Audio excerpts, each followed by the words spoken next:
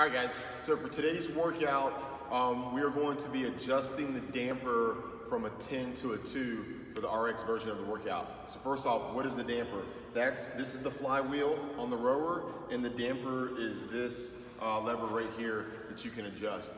We typically have these set somewhere around like a 5 or 6, but today you're gonna put it to a 10 for your first 2 rounds, and then you have it to a 2 for the last 2 rounds. Now, what is the damper? So when it's at, this creates more resistance in the rower when you're rowing, so, or changes the resistance. So when it is at a 10, there is more resistance, so it feels a lot harder, but you're also typically able to cover more ground or have more meters on each pull. When you lower it down to a 1 or a 2, there's less resistance. It may feel a little bit easier, but you're gonna have to be doing twice as much work to cover the same amount of ground as you were before, okay?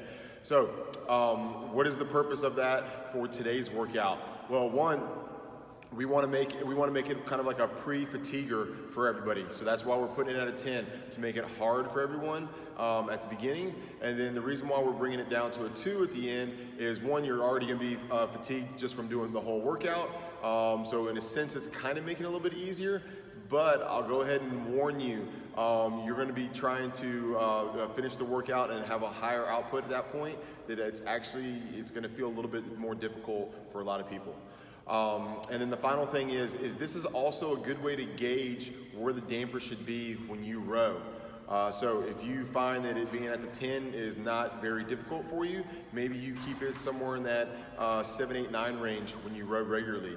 Or if you feel a little more comfortable when it's down at that 2, then maybe you need to row where it's closer to like that 3, 4, 5 range where it's on the damper. So that's the reason why we have the damper at the 10 and 2 today. Enjoy.